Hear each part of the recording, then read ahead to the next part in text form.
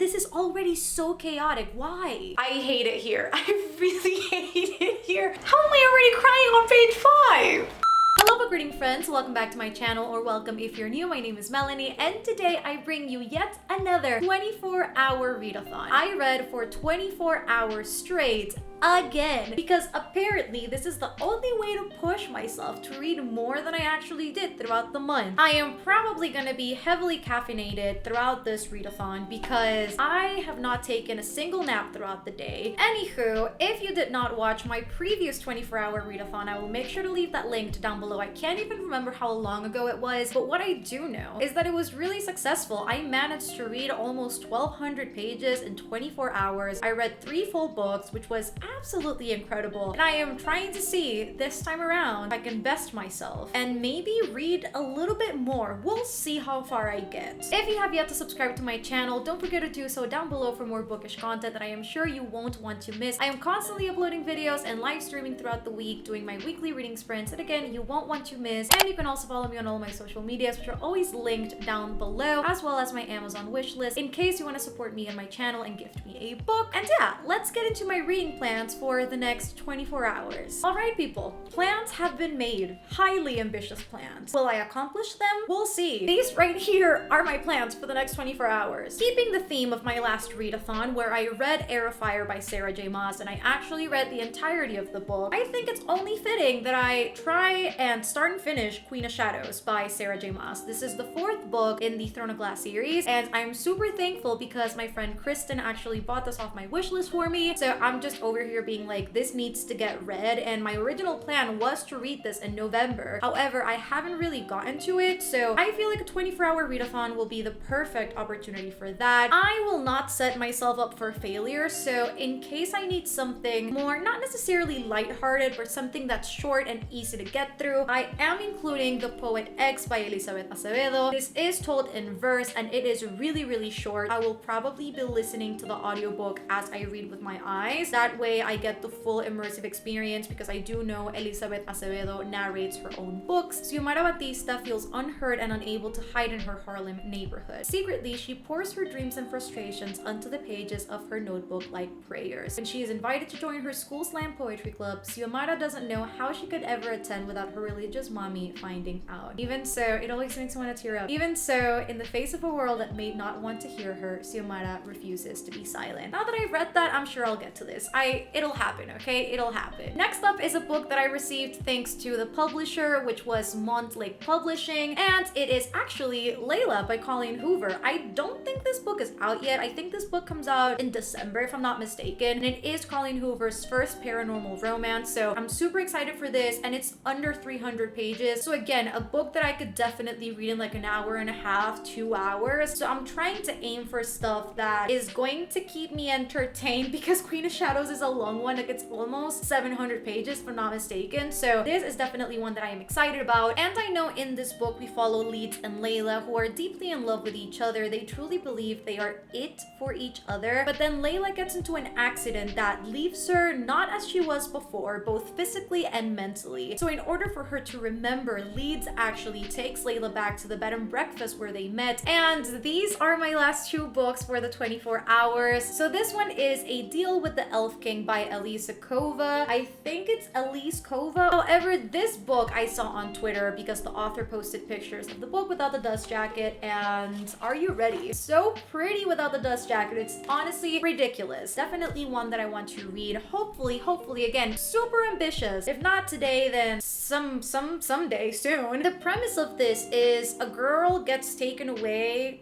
to marry an elf king. I have never read fantasy that includes elves, not like this in like a fantasy romance. And this says the elves come for 2 things: war and wives. In both cases, they come for death. 3,000 years ago, humans were hunted by powerful races with wild magic until the treaty was formed. Now, for centuries, the elves have taken a young woman from Luella's village to be their human queen. I don't even want to read the rest of the synopsis. That's it for me. I don't want to know anything else. I guess there's gonna be war in here. It is a fantasy romance. It involves an elf and a human girl. I don't know much else besides that. The cover really got to me. It sounds super interesting. A Hades and Persephone retelling, as well as the Beauty and the Beast. We'll see. we'll see. And then I've included a graphic novel in here as well, and that is Saga Volume 1 by Ryan K. Vaughan. And I have been meaning to read this for the entirety of November, at least Volume 1, and I really haven't gotten to it. My brother actually picked it up and read it before I did, and he adored it. He's like, are you gonna get Volume 3 anytime soon by any chance? So I definitely know he loved it, and my brother and I have very similar tastes. This is a mix of fantasy, sci-fi, and the illustrations just look really pretty. It's definitely something that I can read fast. Again, it's a graphic novel. Between all of these books, I have like 1,500 pages, so it's like not that bad. It's not that bad. So that being said, it is currently 12:08 a.m. The readathon has already started. I am here babbling. I've been filming for 13 minutes of what I don't know. So I'm gonna go and actually start reading. And then I also just got a notification that Monty is live right now for a 24-hour readathon edition because Monty is joining. So I am excited for this, and I'm probably gonna join the sprint. And I promise next time I do a 24-hour readathon, I'll actually let y'all know because I never plan these things in advance. It's always just impromptu. Let's get into it.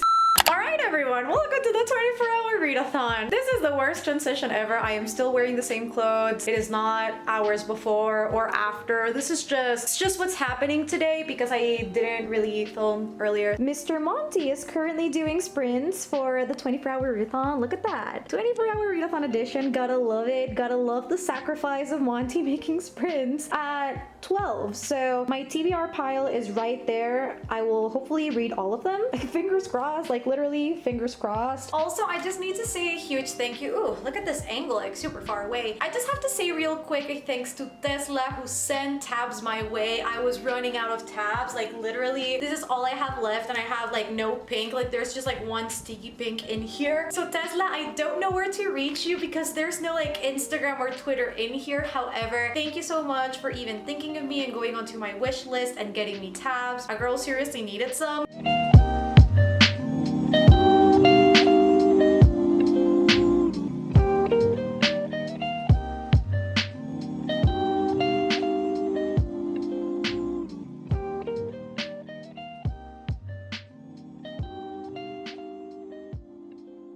It's currently 2:51 a.m. I've just finished my first book, which is Layla. I feel kind of bad about this one. I started tabbing this at the beginning because it felt kind of similar to how All Your Perfect and then Verity started. And then as the book started progressing, the only question in my head was, what am I reading? And I've talked about this before. I absolutely loved All Your Perfects. I gave that 5 stars. And then for Verity, I gave it a pretty high rating too. And so that was really why I was excited about Layla, besides the fact that it was a paranormal romance. There's nothing romantic about this. Paranormal, yes, but it's to the point where it's cheesy, not scary, and non-descriptive at all. Like, I would say this book is the craft of telling, not showing, and that really bugged me. The plot twists were so dumb, and I feel so bad saying that because I got a physical from the publisher. I hate it here. I really hate it here because I thought I would love this book and I didn't. I will be taking the tabs off at some point. I will also be taking off the annotation key because this book is not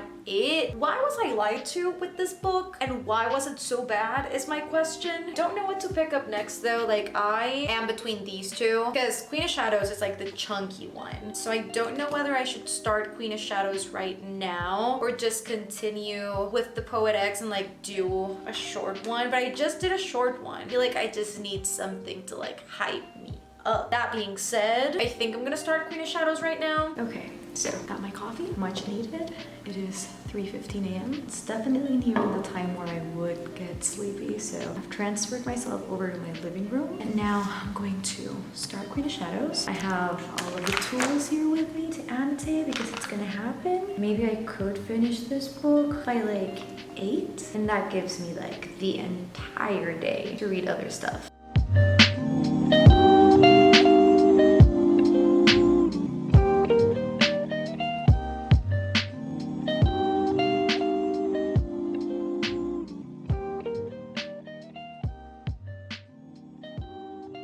Alright, I just hit page 63 of Queen of Shadows. It is 3:59. I'm going to take my makeup off because It's that time of day. It's that time of day. And I just love it so much. Like it's just great to read a Sarah book. I can't lie. People always say that you should read The Assassin's Blade before reading Heir of Fire or even before Queen of Shadows. Have I done that? No. So I'm going into this with the hopes that I'll understand who the new characters are. And so far I'm good. Like so far it's easy to follow. Like it's just new characters and the context is being explained. So I'm just over here being a-okay. Monty literally said in his prints today, he was like, look Mel, if you're confused, don't come to me asking questions. And I won't, Monty. I won't, because I'll understand everything in this book. We are seeing a little bit more of Arabin, which we haven't really seen in the main series. Like, I know we see a lot of Arabin in the Assassin's Blade, but I don't want to stray away from the series. So I'm going into it blind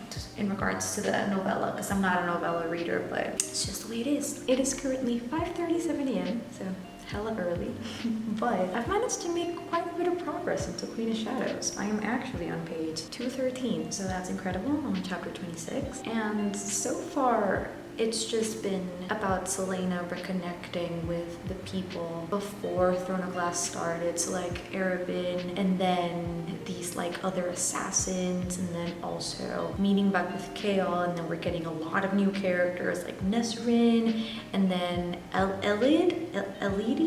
Not much happening beside plotting, scheming, and then rescue parties, and then more new characters. It's like that, nothing much has happened. So I'm just waiting for the book to pick up. I'm waiting for Rowan to come back, and that's just where we're at right now.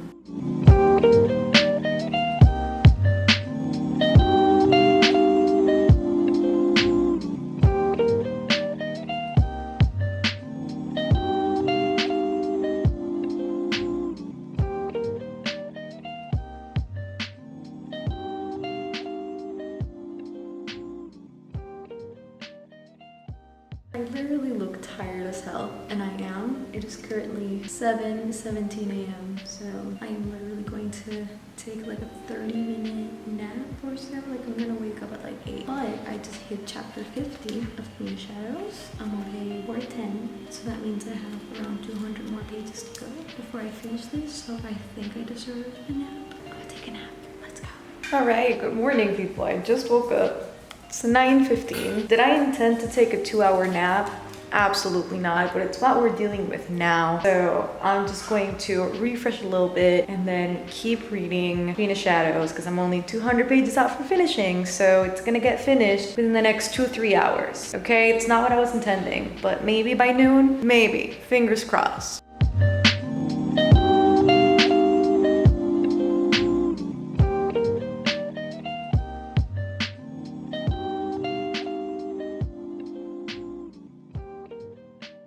All right, I have come back to my room and I've got updates, okay? I finished Queen of Shadows. I finished Queen of Shadows like 16 minutes ago. Like I finished it exactly at like 10:59, which was awesome. My final thoughts on this book are the following. Out of what I've read so far, it's definitely not my favorite, but it's definitely one that is action-packed. It's full of scheming and planning and full of plot twists. And again, we get to meet a lot of characters, which is always awesome. And then the last 100 or so pages were like, oh, I love them so much. And I've talked about this before. I have never liked Dorian. Like in the first book, I hated him, and it was just like the nature of Sarah J Maas trying to force this love triangle that for me was just not it. And this book is finally where I started liking Dorian, and it has nothing to do with him, everything to do with how he is kind of not himself in this book, but also because of Manon. I'm just over here being like, when are we gonna get more Manon Dorian? Because I think that was one of my highlights of this book, which I never thought I would say. Like, that's really crazy. So I'll try to gather my thoughts for the wrap-up portion. I think it's time to pull out the graphic novel, or maybe the Poet X, but I think I'm gonna go with Saga because I feel like this is gonna be really, really fast. What I'm thinking is maybe I'll finish Saga and get straight into the Poet X. Maybe play the audiobook for the Poet X while I like skim with my eyes. That's just what's calling me right now.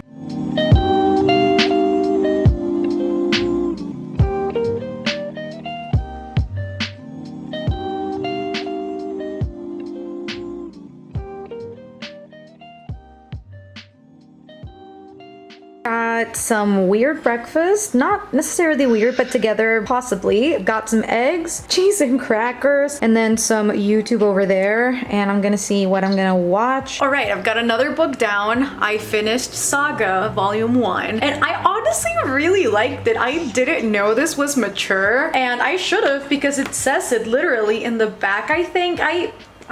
Oh yeah, it says it right here, rated M. And so when I got into the graphic novel and there was like nudity, I was like, wait, what? But the plot twists were great, the illustrations were gorgeous, and then the story itself was like super compelling. Like all of it, I really enjoyed. Not this hair doing its own thing, I swear. I'm kind of considering whether or not I should pick volume 2 today, but honestly, I feel like I want to save volume 2 for later. Honestly, loved this so much. I'm gonna have to pick up volume 3 soon. Now I know why my brother was like so impatient for volume 3, because it's honestly great. Like the synopsis says it perfectly. It's like Star Wars meets Game of Thrones, but for me it was very like Guardians of the Galaxy, Star Wars-esque, and I loved it. It's very sci-fi-ish, but I didn't mind it in the slightest. I'm just super excited to have read this. So honestly, thank you to Nessa for buying this off my wish list, because I truly do think if she hadn't gotten this for me, I would have put this off for the longest time. So really enjoyed that. And again, I'm just gonna talk about all the books more in depth in the wrap-up portion, but now I'm actually going to pick up The Poet X by Elizabeth Acevedo, and I'm gonna listen to this on audio while I skim through the words. Honestly, I used Jade's link for the 60-day trial for Scribd, and that saved my life. So I got the audiobook and it's great. Have it right here.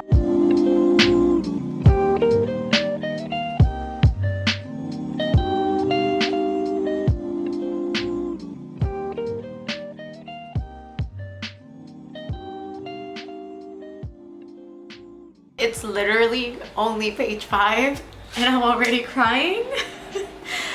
Oh my god, I didn't sign up for this. I mean, I did, but how am I already crying on page 5?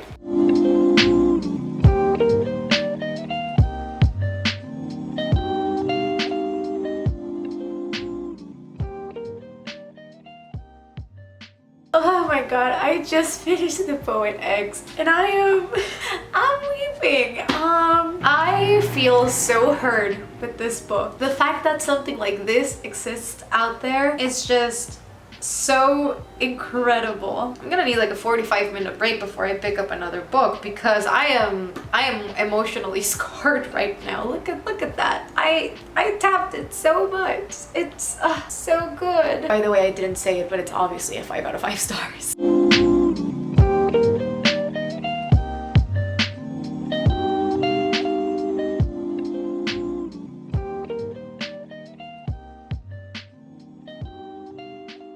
Okay, so I look a little bit better now because I was feeling super tired and I feel like my under eye bags were like doing the most. So now I feel a little bit more comfortable. I don't look as tired, which is great. We did a light face of makeup, but the highlight always be popping. Y'all know how it is over here. Let's talk about the book that I am considering to change from my TBR. Like, I still don't know. I pulled it out of the shelf and I was like, okay, it's just what I'm reading. Okay, here are my thoughts. So the last book on my TBR that I have left for the 24-hour readathon is A Deal with the Elf King by Elise Kova, and this book is fairly short. It's like a little over 300 pages. It's like 316, so like it's very doable. If not this, then I was thinking A Good Girl's Guide to Murder by Holly Jackson, because I've been wanting to read this book for such a long time now. However, this book is almost, if not 400 pages. I think it's like it's 387. In fact, it's not that bad. I'm just gonna grab this one,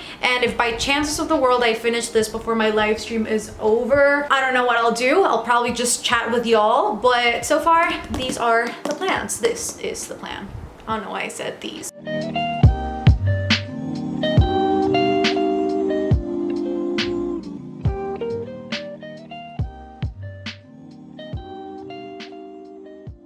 All right, everyone, it is currently 12:10. The 24-hour readathon is over. I am so excited. I ended up finishing A Good Girl's Guide to Murder. However, do I want to speak on this book right now? Absolutely not. I don't have any energy left. Y'all pumped life into me with today's sprints, but I'm tired now. I'm tired. All right, Alright everyone, so it's actually been a few days since I finished my 24-hour readathon. We are now actually in December. I just hopped off a live stream. I did not think I would get to as many books as I did. However, I did read 5 books, so let's break it down. I read a total of 1,886 pages in this 24-hour period. I honestly don't know how I did it. 1,800 pages is like 1.5 books from Brandon Sanderson. Like, it's so many pages. And again, I feel so accomplished that I managed to read that much in this period. I'm not gonna go in the order that I read these books. However, the first book that I want to talk about, which is probably my favorite one out of the ones that I read, is The Poet X by Elizabeth Acevedo. I have heard tons about this book in the past. I know Sydney loves this. Sydney was actually the one that gifted me this book off my wish list. Not only did it intrigue me because the synopsis gave me chills whenever I read it, but also the fact that it's Latinx and it just spoke about my culture and about things revolving the life that I have grown up in. That made me excited in and out of itself. There was something so true and raw about the way that she narrated this book that completely shattered me from page 5. I am not kidding when I tell you. She was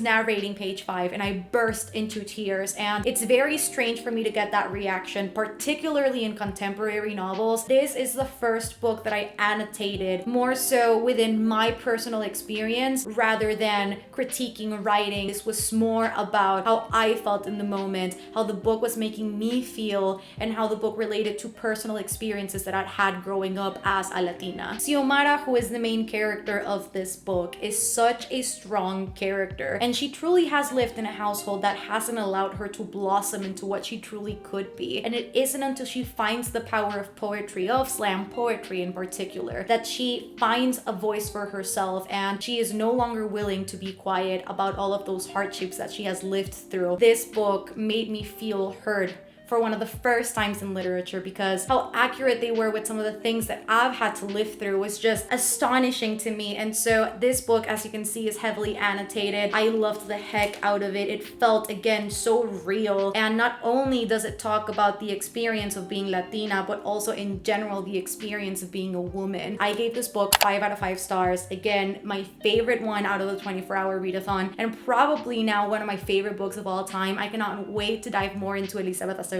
writing. I really want to get Clap When You Land soon. It's also her other one written in verse because it just sounds like I'll cry some more, and I'm down for some tears. This is actually the first book I read in the 24-hour readathon, and it was probably both the best and the worst way to start. Best because I got it out of the way, worst because I really did not enjoy this book, and it is Layla by Colleen Hoover. It does have a few tabs that I will take off because I really every time I look at this book, I just remember my non-pleasant experience reading this. Truly, and I will say this in the nicest way possible because I know a lot of people are excited about this book. This book, the synopsis lied to me. I was lied to. Starting from the fact that the writing in this book just got progressively lazier. It just felt like one of those books, and this is the exact same line I used in my wrap-up. This book felt like the author gave up halfway through in their own story. And it was so unfortunate to experience that. They were dumping info on you. They were expecting you to feel some sort of emotion, but at the end of the day, there was virtually no description in this book. And if there's anything that irritates me, is no description, because I could have well been just reading a script. Beside that, the story is very quick. It's very fast-paced, and I typically don't mind that if it's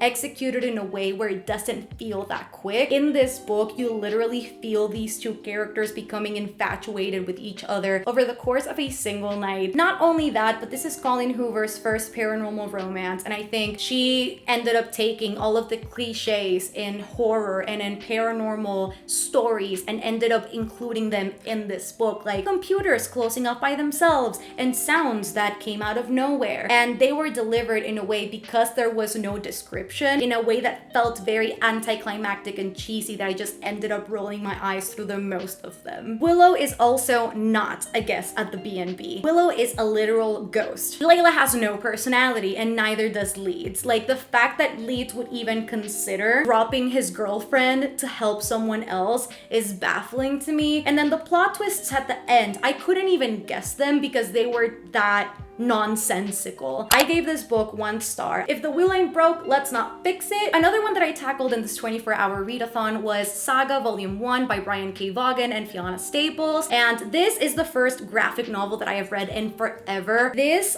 felt very Star Wars-y to me, if that makes sense. Like the guy's weapon literally looks like a lightsaber at one point of the graphic novel, and I was living for it. I was like, ooh, you're giving me Star Wars vibes. I'm loving this. This is rated M, so I would not recommend this for everyone. Like, there's graphic content in here, like there's brothels, and then there's like a giant, oh no, it's graphic. Like, it's a graphic novel. This was a stunning moment. Like, I enjoyed Saga so much. The story progressed so nicely. It was so easy to get through, even again as a non-sci-fi reader. Illustrations for this are absolutely stunning. I gave this 4 stars. It was really enjoyable. I am not the best person to be talking about graphic novels though, because this is my first one. Definitely recommend, and yeah, it was a really good moment. This book was a change in my TBR last minute because I just kept staring at it on my shelf, and I was like, okay, let me switch it up as I usually do. I am a mood reader. A Good Girl's Guide to Murder by Holly Jackson. This book was really enjoyable. I think the part that I enjoyed the most with this book was like the mixed media aspect in a way. It did have chapters where they were like journal entries, other chapters were interviews, other pages were like diagrams trying to connect all of the evidence, and I also love that the cover came out at the end as part of the plot, so that was all really exciting. And I really do think that this is a book I need to reread at one point,